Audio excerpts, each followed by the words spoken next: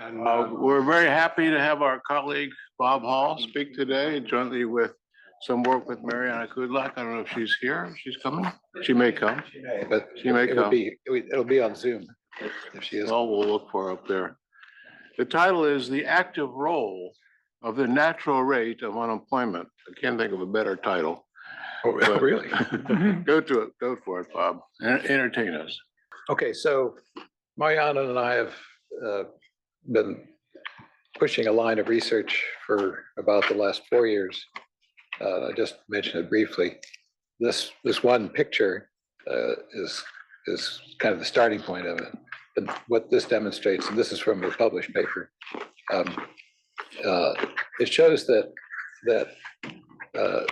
recoveries measured by unemployment are all the same. In particular, they are all pretty close to the same slope, especially starting after 1960. And most spectacularly in the long expansion that went from 2009 to 2019, which is a record length for recovery or expansion. And they're all essentially straight lines. And that's got to mean something. So much so that we wrote other papers on that subject. And these are all available from Marianna's website. But they're all puzzling and taking advantage of in different ways. Two of them, first of all, the first one, it just explains, basically explains that diagram and its significance and the statistical tests of just how unique it is. Then we were invited to do a macro annual paper based on that, which at some length tries to think through some of the underlying economics. And then finally, as time went by, more things happened. And so the third one, the unemployed with and without jobs, refers specifically to what happened in the labor market by this measure during the pandemic. Okay, so that just gives you a sense of what we've been doing. What I'm going to talk about today is all new, except that you'll see that the idea of partitioning the data by into recoveries and the opposite of recovery is a recession. We've done very little on recessions and mined the data for recoveries, and that's not an aspect. Although there's a huge literature, especially on the topic today, the natural rate of unemployment. Partitioning the data in this way has a pretty small literature, and so we've been pushing hard on that. Okay, so off we go. Okay, so we consider the new Keynesian model, in particular, the Phillips curve. The basic ideas here are all in Milton Friedman's presidential address. So the literature from that is absolutely gigantic. Almost everything new Keynesian was laid out verbally initially. And also something that's gotten less attention is that the JPE asked him to write down his ideas more formally in the issue that came out in 1970. But that looks very familiar today. But those ideas really all date very discontinuously from Friedman's presidential address. Okay, so this is, since this literature is very extensive, and we've read a lot of it. We can't claim to have read absolutely all of it. I think almost all the important papers, especially focusing on the natural rate, have gone into our procedure, and we've tried to figure out what's going on. One aspect of it is that an awful lot of the literature is regressing the rate of inflation in the form recommended by Friedman. So it's and I'll get into the details of that shortly. Regressing a measure of inflation on the unemployment rate. And we argue that that's not an identified way to learn anything about the Phillips curve. It's essentially the same point that you make all the time with people regress y on an x and say, okay, now I learn how x affects y, or has a causal relationship, but that's not identified. Why aren't you regressing x on y is the starting point, at least in persuading that the orthogonality condition that lies behind a regression has to be true. And if you do not do it at all, you're doing non-identified econometrics, which is of course rampant everywhere in statistical work, but particularly I think in trying to figure or to estimate a Phillips curve. So, Bob, yeah. I mean, here it's even more specific that the key regressor is not measured. I mean, isn't something you can see in the data. So you actually have to come up with an estimate of that, and then also the slope. So that's, Okay, so yeah, that's the first point we'll make. Yeah. That it's what it's clear you need is some measure of the unemployment rate that is measured relative to something, namely the object that we're talking about here, the natural rate of unemployment. So you've jumped, you're good. But my point is, when you were just talking about the standard y on x, x on y, at least you can talk about sort of an unconditional correlation, but you can't do that with the gap because you don't directly measure the gap. So it's an even worse problem. Yeah, okay. All right. So most of this paper is about how to get around that, and a lot of it is evaluating other people's research. But then there's one contribution, and it was this one contribution which came out of our research on recoveries and is quite striking. Another thing with 10 recoveries spread across the page, showing a great deal of common behavior. All right, so standard analysis of what can go wrong in a regression, in ordinary least squares, all the defects are a big help, because in the literature, Phillips curve, the slope of the Phillips curve. Now, when I say slope, the Phillips curve, I'm talking about a slope downward because it uses unemployment. The Phillips curve would slope upward if you used some other measure of activity, but since unemployment is negatively affected, so whenever I talk about the slope declining, I mean it's not as negative as it used to be. But you bear with me, and if it's confusing, we worked very, very hard on trying to deconfuse that topic. But humans are just not well equipped to deal with negative numbers. You could say flatter or steeper. Pardon me? You could say flatter or steeper. Yes, we do. Yes, that's one of, yeah. Of course, maybe it should be the other way around. Who knows? That's right. Well, in any There's no case, cause and effect here.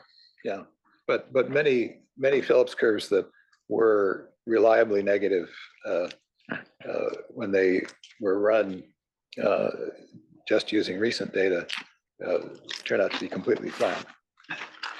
And we'll overcome that problem with a Phillips curve that's well identified over exactly the same period. So I think we're making some progress, but we'll see.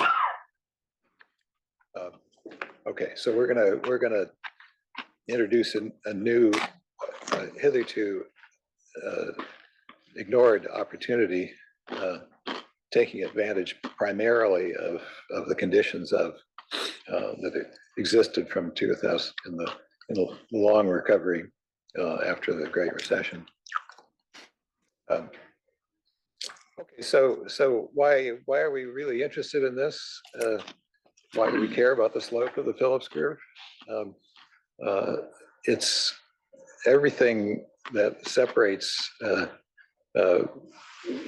one camp of macro, which I at least kind of believe in, which is at least under some conditions,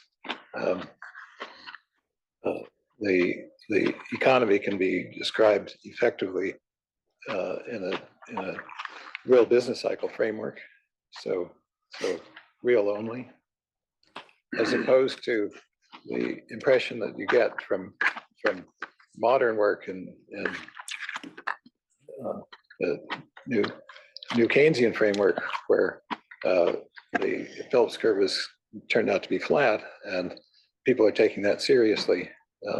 So we're doing what I've always regarded as the French style of macroeconomics, which is to assume that all prices are fixed, and that's become effectively a framework that and I don't believe in it.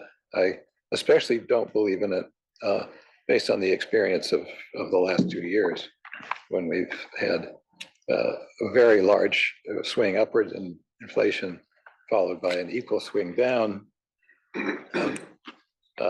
with very little, excuse me, very small changes in the unemployment rate. I was going to say, Pete Cleanout and Mark Bills have a lot of work showing how there's a lot of flexibility in prices. But I think most people would argue the stickiness would be more on the wage side. And that too can be debated, I guess, but just FYI. Yeah, okay, fair enough. Yeah, we've concentrated on the price level rather than wages, but you're right that the new Keynesian approach has been applied to both prices and wages.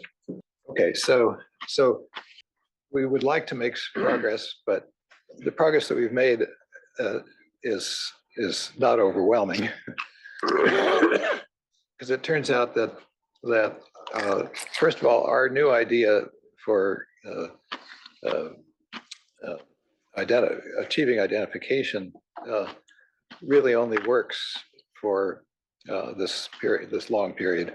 It works beautifully for 2009 to 2019, but for reasons I'll explain when we get there, that's that same trick, or I shouldn't say trick, but device is not it requires the smoothness of what we emphasize so much in that period, which on the price side there's much more fluctuations, and we'll see that. So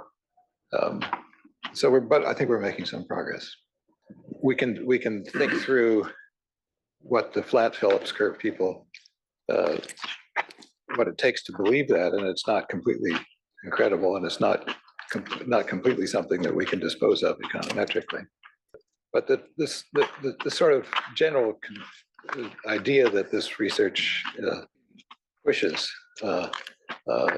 is that we should at least sometimes take price flexibility more seriously than it appears to be in most of this most recent literature, except there's a branch of literature, which of course we love, which comes out more our way. But that literature has not really been absorbed in the mainstream Keynesianism. All right, so let's do a little bit of math. I think this is well known to anyone who calls herself a macroeconomist, but otherwise gives a little foundation that's pretty easy. So we're looking at the Phillips curve. The left-hand side of the Phillips curve is measure of inflation, but as Friedman emphasized, it's got to be the deviation of inflation from some base. It can't be just the total rate of inflation. And we call it the inflation anchor. And a lot of that's a term that's entered this literature in the last decade or so, especially during the time, again, this long super decade in which inflation was extremely stable and near the Fed's declared target of 2%, and that term of anchoring, and it's a good term. So it's the term we use, although we emphasize that we're not trying to say that it's anything different from what's also identified as the base level, the star level, is expectations. A lot of people think, though, that there's something illegitimately circular about causing the right-hand variable, a variable that's the conditional expectation of the left-hand variable, and putting it on the right-hand side. That is fundamentally distrusted, even though it's correct. We have no critique of that. We know the math, but it's kind of an odd way of putting it. So when we talk about it, we call it the inflation anchor, but it has the same role as Friedman clearly identified in his presidential address. Okay, so that's the left-hand variable. This paper is not about the left-hand variable. There's a big literature about the left-hand variable. We cite the literature, but we're saying, okay, fine. Let's assume that we've got the right specification, and it fits this concept of providing a base, and also comment on how the left-hand variable is derived from the type of underlying theory of occasional updating of prices in line with what's recently happened and the amount of delay, and that's what the specification on the right-hand side then takes. So it's the interaction between the left-hand side and the right-hand side gives what we want here, which is phi, the slope of the Phillips curve. On the right-hand side, again, we want a base level, which is kind of the main topic. We're going to accept standard ideas about the left-hand side. Everything new in this paper is about the right-hand side. And so U star is this concept that is well understood in the literature, but very often not fully developed. In fact, the literature on the right hand side, the natural rate side, is generally not as fully developed as the literature on the left hand side. So we're trying to contribute to making up for that issue. Okay, so we have this. So the specification on the right hand side is minus. So phi can be positive because it's got a minus sign in front of it. So that's our solution to the problem of you can tell me if you think that's the best. Well, I think that's great. Pardon? I think that's great. Which sides of things where you put things on the equal side, obviously it doesn't matter mathematically, but your last line does sort of suggest an interesting causal interpretation, which is sort of the Fed's way of looking at it. We create more unemployment, that pushes down inflation. Of course, Lucas thought it was higher inflation that caused the output gap to change. And in reality, it's a equilibrium condition without causal interpretation. Correct. Okay. Good. I don't need to say that. Complaining a little of effect on in your last line. Okay. Well, all right. Point taken. Well, that can be one of the equations. Yeah, is this meant to be the equilibrium condition or one of the equations in an equilibrium system? I'm not sure I get. I'm just repeating John's point. Yeah. You can imagine some models say that surprise inflation causes unemployment to deviate from the natural rate. Some models say that deviations of the actual unemployment rate from the natural rate cause inflation to deviate from the anchor. So should I think of this as an equilibrium condition that combines both of those, or is this just one equation that just captures, I guess, the second of the two causal effects? Even those models, until you put it in general equilibrium, remember, Lucas asset pricing model is that consumption causes asset prices, or asset prices cause Okay, so consumption. we need more than two equations. Yeah. But the basic point I'm still trying to understand, should I think of this as an equilibrium relationship, or is it just one equation in a system? And this particular equation captures the causal effect of unemployment deviations from the natural rate on inflation. So in the paper, the slides don't actually pursue that issue, but in the paper, we definitely take it's an equilibrium condition. And but when you talk about the underlying mechanisms, then it comes dangerously close to taking a stand on cause and effect. Well, there can be a cause and effect. That's fine, even within an equilibrium system. I'm just telling you, we already know this. If you can isolate, if you can get some exogenous variation in the right-hand side, and I think of this as one equation in a larger system, then I can estimate phi. Is that the enterprise here or not? In effect, yes. Okay. But you'll see. It's more primitive. You're talking at anyway, you'll see.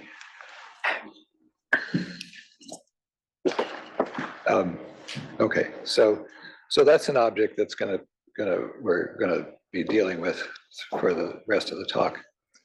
Okay, so just to say a little bit about this question that Steve was just discussing, without taking a firm stand, we just describe the situation as we understand it, which a firm, for one reason or another, only visits the question of setting a price episodically. In most of the literature, the frequency of that is fixed, although there's a big new literature which emphasizes the fact that when things get going and interesting, like there's a big shock, that one of the things that happens is the prices get reset faster. And we, toward the end of the paper, we discuss that specifically. Okay, so that's coming. The anchor is an object that is shaped by monetary policy. And if monetary policy is successful in stabilizing the price level at a known target rate, which it was in the period, the long recovery, that has an analytical role, and there's, as I say, there's a number of papers that I discovered these papers by writing a paper myself, which was fairly primitive, but then I immediately started getting emails from people saying, "Oh, you missed my paper." So right now I'm leaning on that, but we'll come back to that if we do get to the end, which I don't promise. Oh, the increased supply of journals has led to an increased supply of papers relative to history. So I think it's a common phenomenon, Bob. Okay. Well, I don't think it's a waste. I think it's real progress in this area. Somehow it's still just as acceptance. I'm not saying it is. I just think it's harder to keep track of everything simultaneously. Yes. Okay. Well, we're looking at the overall behavior of something which, and this is just an attempt to pass on the flavor of the underlying thinking from Friedman on. Okay, so the last bullet here that I want to emphasize is that there's an information environment that people setting prices think about. If the world it looks like it's going to be pretty quiescent over the relevant period, then we only need to rethink prices every year or two. But when exciting things are going on, as the entirely unexpected burst of inflation starting in 2021 emphasizes, or is an excellent example of, then it looks to me like one thing that happened is that the price setters said, "Oh no, the world has changed dramatically. Now we need to reset prices quickly." And the frequency of resetting prices wasn't a big factor in the price adjustment literature until this current round of papers, which obviously is motivated by this major change. Okay, so that'll be that lies in the background, and it'll come back. Okay, so then the idea of this, Friedman's idea, was that that an indicator of where the economy stood in terms of output, or measured by unemployment, will, through this kind of process that I was discussing about price setting, would capture the inertia in prices. If phi is a small parameter, then prices are highly inertial. All right, so I think we've covered that. I just remind you that there's a couple of slides which just repeat just so you'll get it. We can flip that over. This goes back to that discussion we had a few minutes ago about whether there was any direction. Is there an arrow of causation here? And the answer is no. You can turn it around, put unemployment on the left-hand side, and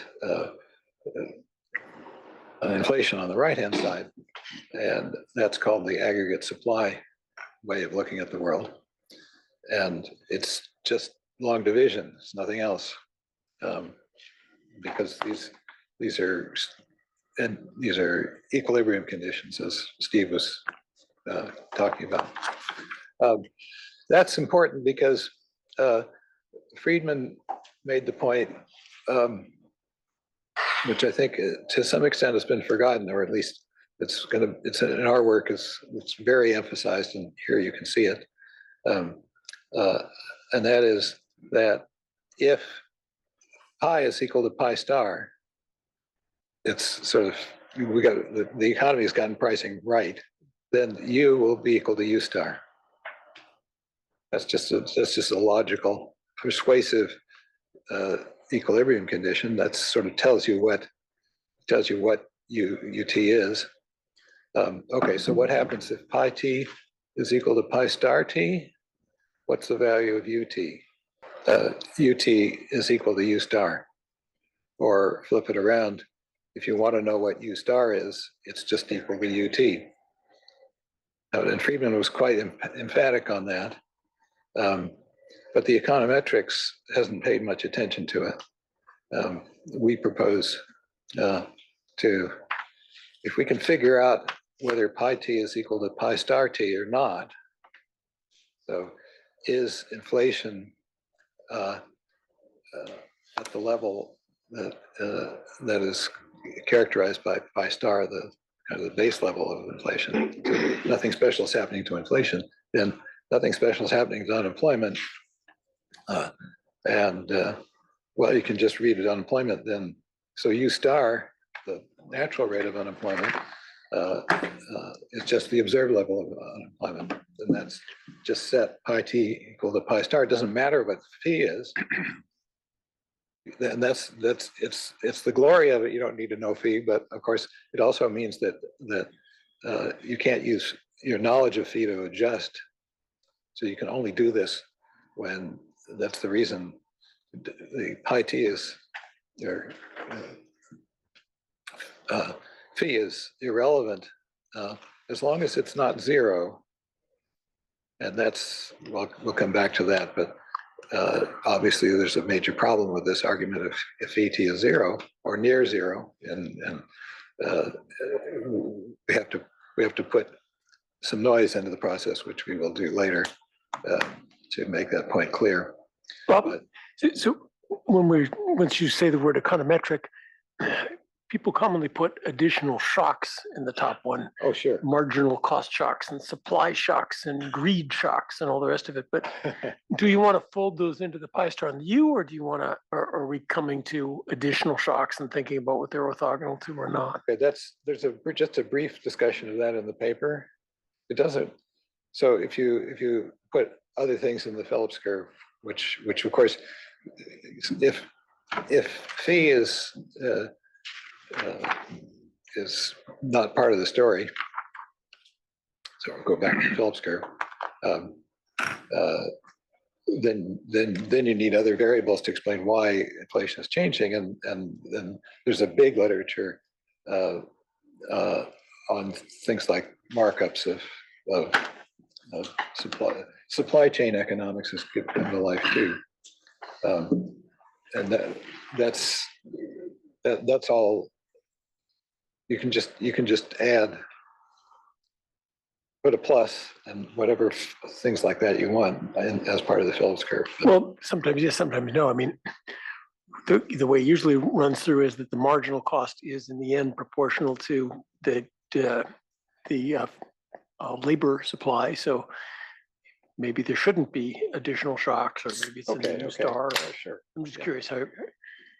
Okay, so we'll get. We're not taking a stand on the absence of supply chain effects. Well, just econometrically, when we start talking about identification, are we going to think about that having additional errors in it, or is that the equation? I guess that matters because, if you just say pi minus pi star is my definition U star, then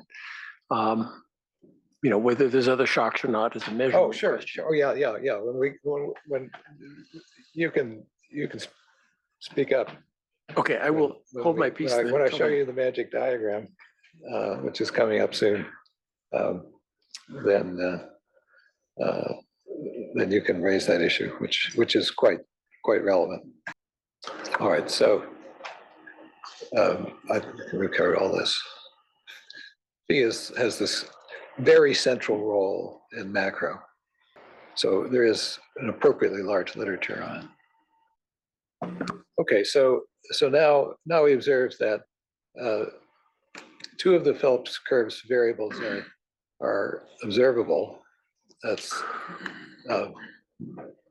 unemployment and overall inflation.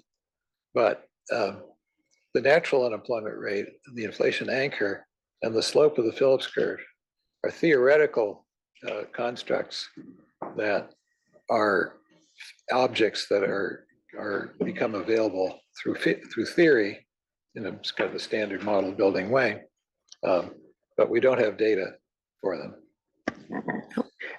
Now, if you think of pi star as expectations, you can at least have some kind of measure of expectations, say Oh, sure. survey, Oh, professional forecast, unlike U star, where we really don't have something that at least is a direct measure. So there, one has a little bit more with pi star than U star. Yeah, okay. But obviously, it doesn't matter And- for us because we're not.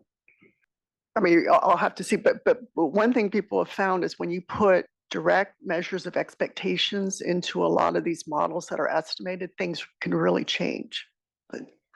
Yes, okay. Yeah. Whatever is. Okay, so we would just bow in the direction of best practice. One thing that, one body of data that is just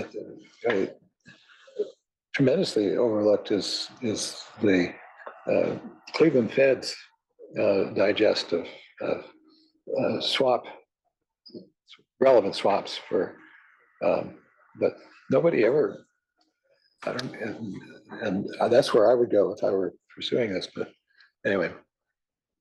All right, so we need to say something about this, how the theory develops and becomes econometrics, because of this lack of data on the, as you said, Valerie, the one that this paper is about is the natural unemployment rate, and there's no body of data that we're aware of that where you can just pull it out the way you can, as you said, for expectations. Given time, I'll just say that this is just a custom version of the standard argument that you need orthogonality. You need to know what's going on with the disturbance in a regression, or you can't claim that you've learned anything from running a regression, even though that is violated over and over and over, especially in more casual work. So Bob, up until this point, you've had a sub T on your fee, and now you're estimating a common coefficient. Do you think that the slope of the Phillips curve is moving over time in most models or most economies, and why did you sub T it? Okay. And not now. I guess having written a paper myself on changes over time, I believe that especially recently, I think the slope of the Phillips curve became much steeper in 2021 than Fine. Or maybe just there was no Phillips curve to start with and we wandered around a little bit. We start in 2020, we go like that. And then 2021, we go like that. And the slope came steeper. Well, maybe it's just the galaxy anyway. But what you're seeing here is there's misidentification of the slope of an equilibrium relationship. Yeah. Well, there has to be that. There has to be some equilibrium relationship. And you're claiming here that if I or in the extreme case, I don't allow for UT star variation at all. That's what you've got here. So this is not about misidentifying a causal relationship. This is about misidentifying an equilibrium relationship, as you've got it here. Okay. You could also just put cov T and VT there and keep Bob happy. Conditional covariance and conditional variance. Little T subscripts on both sides. But your point here is a little different than the usual one about misidentifying a causal equation. Give me time to think about that. Yeah, I guess there should be covariance sub T. And I see the sub T is not present for phi. But that's another point. That's a different point. It's a distinct point from the one I'm trying to make. Yeah, right, but I'm just thinking, We usually think about the fees as moving slowly through time. You know, Lucas inflation and out, the international evidence paper, right? So. Yeah. I think even Bob wants it to be slowly moving. It's different in the pandemic. yeah, I mean, That's going to be sample specific on what amount of time you choose to do the estimation. That's fine. But he's making the point that fee changed abruptly a couple Well- of years ago. Or maybe it didn't. No, I know, but it's not the slow moving Kalman filter time varying parameter model. okay, I mean, the flat Phillips curve makes no sense whatsoever. If you look at this cloud and say, well, there's nothing there, we'll call it flat. Because a flat Phillips curve means if I raise inflation 10 basis points, I can cure unemployment forever. Well, that's ridiculous. okay, but of course I agree with you that Now you've adopted the causal interpretation in your last statement. I know, that's the way everybody at the Fed talks to me about it. Well, sometimes they want unemployment to cause inflation, sometimes they want inflation to cause unemployment, whatever's convenient for the policy at hand. okay, I'm sorry for the outburst, which was unrelated to anything you have to say. We get the point. yeah, okay, so we need to be more specific about what arrangement of the data means that some things have a time subscript and others don't, stated as an assumption. Okay, so this capital C measures the bias in the estimator that arises from the fact that the right-hand variable, which is the just the regular observed unemployment rate, is correlated with the U star, which is behaving, whose role, because it's not in there, is that of an omitted variable, and C is the omitted variable bias that's induced that way. As we know, basic econometrics,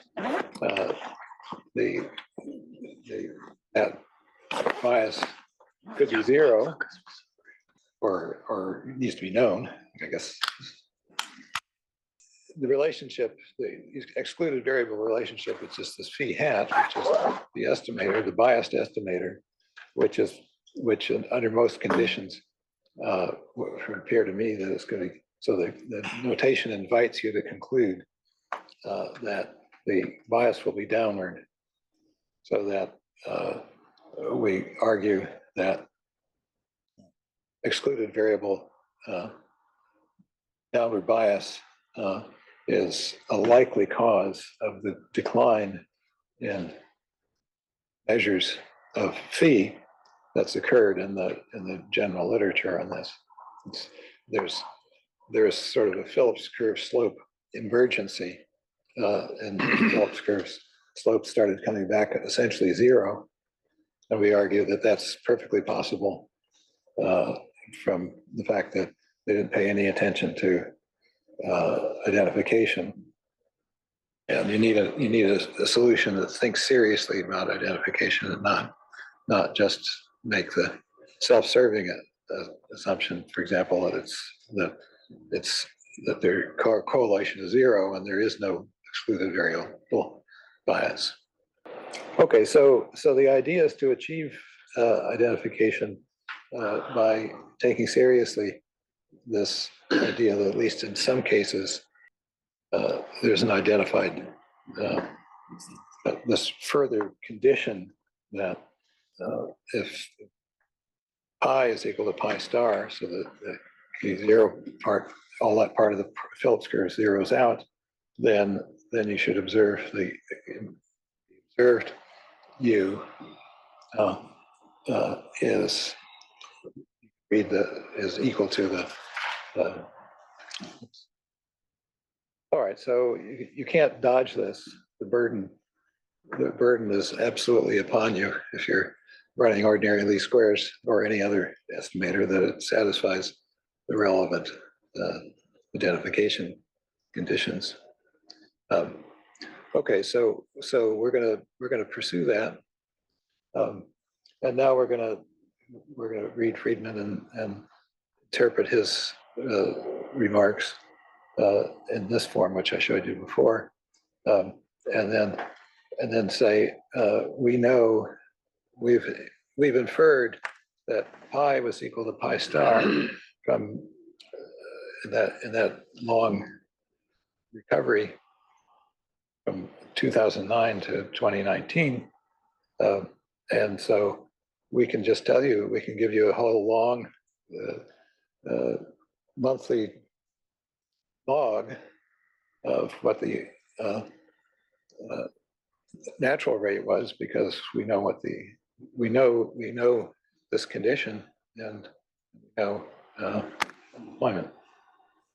So that's the idea. I believe that it's totally novel, but if anyone knows not,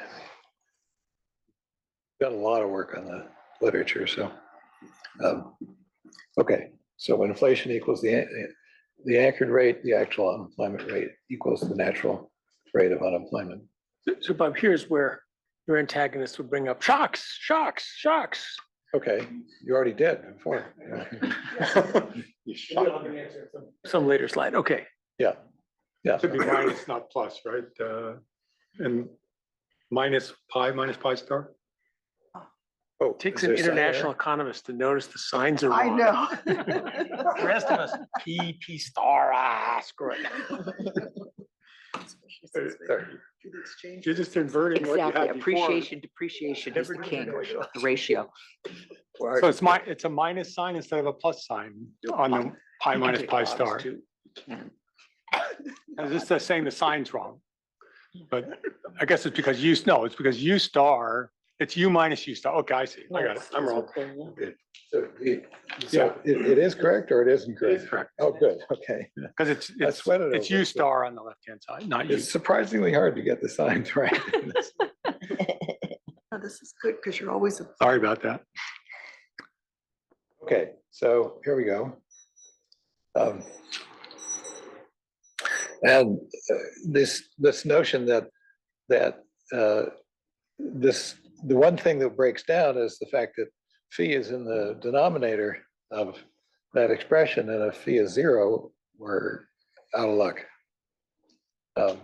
Now that I forget whether there's a slide for this, but we do demonstrate or observe that this is not a yes/no question, because there's other random determinants in the equation, as John's been suggesting. So that's in the paper. I forget whether it's okay. Anyway, it's in the paper. Read the paper. Okay, so this is the due. This is it. This is the payload for this of this paper. Every month in which the rate of inflation was in a very narrow band around 2%. By this logic, is a month when you can read the natural rate out of the actual rate. And well, it happens all the time. Anyone who's been paying attention to the numbers knows that this condition has been true, in spite of the fact that during that time, unemployment has declined from almost 10%, or exactly 10%, 10.0, down to 3.5. But it turns out that was all essentially what you get out of this, except for the gaps, like But don't they rescue this? The standard line is that B is a very, very small number. The Phillips curve is very flat. Inflation's a little bit mismeasured, so there's lots and lots of slack. Yeah, the that's right. standard line, right? Yeah. Or Yeah, there was marginal cost shocks or something of the sort. I don't I believe think- any of I it. think- I think you're right. I think when we write up our conclusions, we cover that point, but I think you're right. We don't say, oh, this wins. It's unambiguously the case that this argument is incorrect. And you described exactly the conditions. The strained set of assumptions it needs. Strained? No, the strained one would be, as you were arguing, I think that it doesn't make, it can't really be zero. It doesn't go through that easily. I mean, in a way, we summarize the data. Say, in the data over this period, we see very, very different unemployment, and inflation doesn't move. See, either unemployment is equal to the potential, or the time potential moves unemployment, or the fee is incredibly flat. And you say, I'm leaning toward the first hypothesis. Or this whole equation is junk. Or this whole equation is junk. Oh, maybe. I mean, I think it's we're saying the end is the RBC model. Like, all unemployment is natural. It's like it's driven by some shocks, and yeah, there is some connection, but it's not doesn't show up in this period. Better way of saying, yeah, or the RBC model reigns, and there is no Phillips Exactly. curve. That's how I see it. We're all just agreeing with you in many louder forms. So through Oken's law, there's an interesting implication for potential GDP relative to what the CBO thought it was. Are you going to show a graph for that? Good. Yeah, graph's coming up. Well, except potential GDP is a different concept than non-inflationary GDP, right? Potential GDP is sort of if everybody found a job tomorrow, what we could do. No, No, not the no, that's not- CBOs. They not kind in the of take into CBO. account They the think of it market as frictions. non-inflationary GDP. Okay, cool. Valerie and I are advisors of the CBO on this. And you've just taught me We something. talk about this kind We of should stuff. be clear.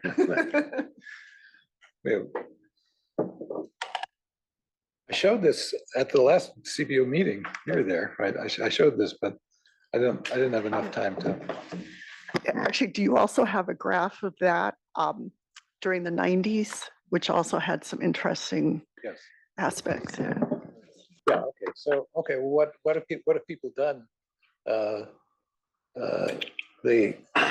awful lot of Phillips curve regressions have just committed the conspicuous crime of putting only the unemployment on the right-hand side, which is equivalent to saying that the natural rate is a constant. Well, if it's a constant, then its chance of satisfying the orthogonality condition is zero. So it's not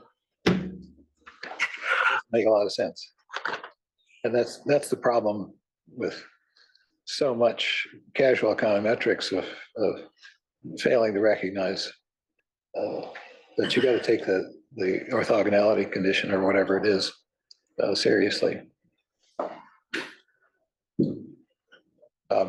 Okay, so what we call approach one is either saying that the natural rate is just a constant, in which case it drops out of the regression, or it's something that's smooth and has low amplitude and high smoothness. So that takes us, let's see. Yeah, okay. So here's CBO. So attention CBO advisor. But if you use this approach, then the estimate of fee is not biased, right? Because the U star doesn't move. So No, you're not allowed. Wait. What are the, that's not the ground rules. The ground rules are always that that you don't know what U star is. You don't get to pick U star. U star is an orthogonal, is something that you should be aware of the fact that that it's got substantial fluctuations. No, but your If not, your bias calculation presumed knowing something about U star. And if U star is fixed, then there is no bias. And we estimate phi equals 0 because yeah, that's good. unemployment goes up and down and inflation goes nowhere. that's what I'm saying. And we estimate it correctly Right, in that correctly. in that case. In that case. Yeah, no, I guess the way we put it in the paper is that you're at risk for getting a highly biased measure if the unemployment rate, the natural unemployment rate, has substantial volatility. Okay, so here's what's going on. So what are we looking for here? If you believe in your heart of hearts that just as I was saying before, that there's it has to be not just volatile, but it has to be volatile and positively correlated with the actual unemployment. What we're considering here is the possibility that unemployment has two components, one not correlated with the cycle, and that's going to be the natural rate, and the rest of it correlated. And we want to observe that, and this diagram shows if you believe that what the CBO has done, which is an extreme example of low volatility and low frequency, then if the natural rate actually looks more like the blue, then you're going to get a huge downward bias. All right, so and it's astonishing how many studies have simply accepted what the CBO does,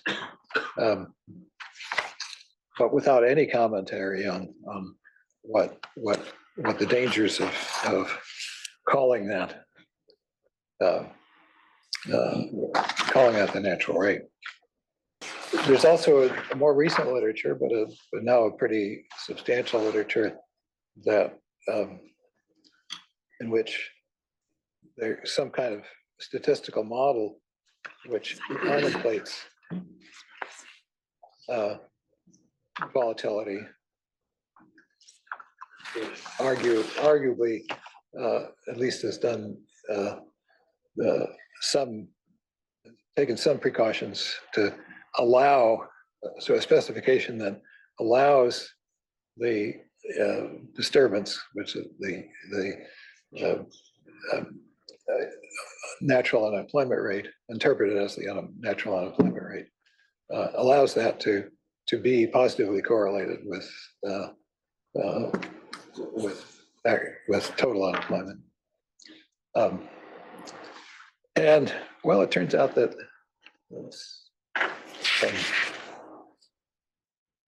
so I would the paper by Bach et al., which is a brand new paper on this topic, has a very good citation to this literature, which is mostly pretty recent, as you can see, and their typical findings. Yeah. Okay, this is from that same literature.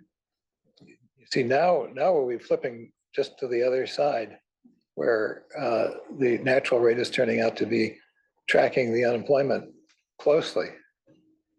This all depends on what restrictions you put in to identify natural. Yeah, well, okay, we'll talk to Basically, that. CBO said the natural rate's got to be a two-sided moving average of the actuals. It's going to be real slow. And these guys looks like they put in it's a random walk, so it's going to be real fast. Yes, okay. Yeah. Assumption So in, result out. what we haven't done, which is really difficult, is to evaluate the specification. We know from its results that it's capable of tracking. It's capable of doing what the CBO specification can't do. There's no way that the way the CBO's approach is ever going to take a form other than a very slow movement. Because theirs is based on demographics. Right, So this is a more open-ended or open-minded. Or more degrees of freedom in Phillips curves, if we needed more. That's my interpretation well, of this literature. there's an identifying assumption here Well- somehow, which has got to be the time series process, the natural rate. Another would be to take your work on searching, is- matching seriously and say, oh, the natural rate, it's gonna. This literature has some of that flavor. So it's more than just specifying maybe some of these papers just specify a stochastic process for the natural rate with some parameters to estimate, but at least the ones I know of in this literature are more sophisticated than that. Not that they're more convincing. I don't find them convincing, but they are trying to take into account the frictions in labor market search and matching. Yes, exactly. Yes. Yes. But it just means, in some sense, more complicated models, more degrees of freedom in trying to make it all fit together, Yes, okay. well, which that's the way. this literature is already overrun with degrees of freedom. Yeah, but, okay. I'm not, Bob, I'm you- not criticizing Bob. what you're doing. I'm just saying this whole enterprise is extraordinarily challenging and it's not clear that it's one on which we're ever going to make much progress. Okay, well, I think the only progress we would claim is the diagram that I showed you before. Pi equals U, pi star, so U equals U star. That's it, right? Yeah, Bob, you only have Well, of course. 5 minutes left. okay. Well, we've done pretty well, I think. Okay. Then there's Fine, what is a it? third, and by the way, just Stationary Steve, rate, well, the idea of integrating DMP is in, okay, so the other, the approach 3 is to use a general equilibrium model, which understands the economics and will permit running a counterfactual in which you suppress some source of noise. So you're characterizing whatever it is you think the natural rate. So the natural rate is the counterfactual unemployment rate in a model that understands unemployment in a way that separates it from some of it coming from business cycle sources and some coming from other sources. And well, so this paper by Gali and co-authors, Smets and Wouters, and a more recent version of it, does that quite nicely and has, I think, plausible results. But again, it's hard. It seems hard to all these methods that look superior in their technique tend to come to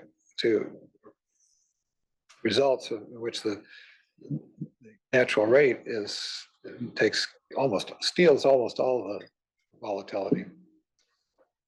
There isn't, we haven't come up with something that's kind of sufficient, reasonable in between. Either like ours, it goes all the way, literally all the way, or most of the way, these more sophisticated things I just talked about. Or you do something naive and it gives the natural rate nothing. There's no way to get the natural rate to be half the story. It either grabs the whole story or none of the story. yes. So that's okay. These are covered this. Okay.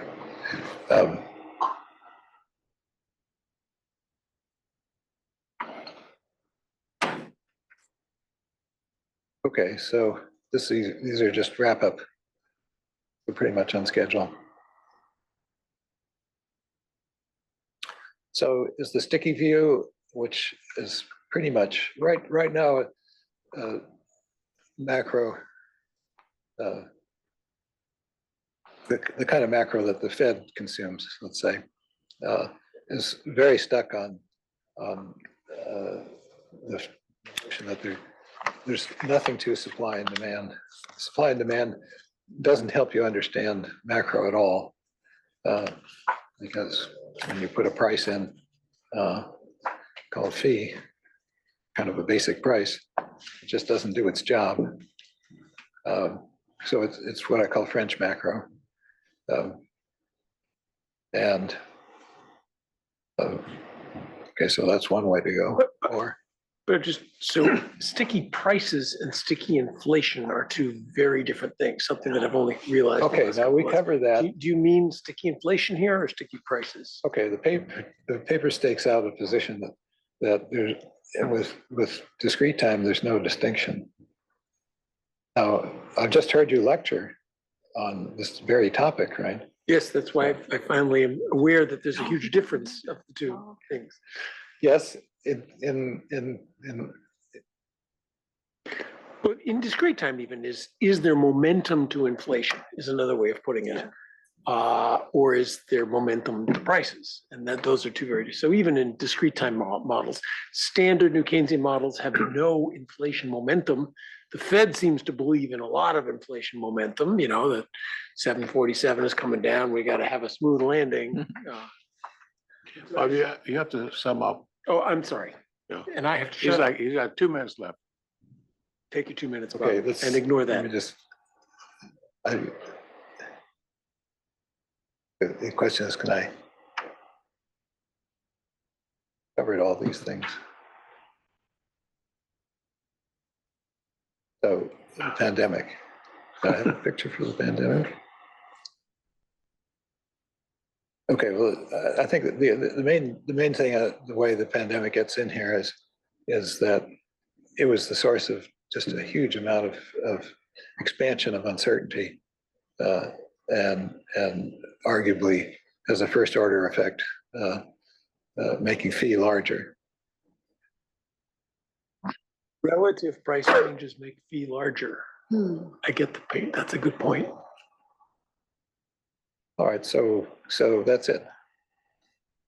It seems to me there's still a conceptual loose end that still is bugging me. The identification challenge that you presented is about identifying the equilibrium relationship between inflation deviation concept and the unemployment deviation concept. This other literature you're referring to, I think, at least some of that literature isn't claiming to identify the equilibrium relationship. They're trying to identify a causal interpretation from one, you know, that inflation surprises affect unemployment, or unemployment deviations from the natural rate affect inflation. So you still haven't, and even in your language here at the end, you're kind of moving back and forth between these two interpretations. So I think you need to decide which one you're about. Maybe you're about both, but then you got to be clear when you're moving back and forth between. Okay. I'm still a bit uncertain as to exactly what the claims are in that respect. There's one more question from the board up there. Is that Boskin? Can't see. Yeah, hey, Bob, it's just kind of it's both a conceptual and empirical question. You drew these lines apparently from the peak of unemployment down, but unemployment typically had peaked after recessions ended, early in recoveries. Now, maybe that's due to the legacy of how Victor Zarnowitz wanted us to measure recessions and recoveries, but do you have a stance on that? Or you're kind of omitting that. It's kind of like the same thing as the efficient frontier. There's a little curve that starts up for a bit before it starts down. Does that affect anything? Is that just I know you've long believed that employment should dominate in the estimation of timing. Well, my hands are tied a little bit in answering that by the that I can't describe what the recession dating committee does. That's against its rules. But I think it's okay to say that I disagree. You don't talk about I support what the committee does, but I disagree with their inadequate attention to unemployment. We've had that argument over and over. I know you've made this argument to me over the years, including whether you should use a filtered rate as a control and all that sort of stuff. So I think your work in general has moved me toward your position. So Thanks.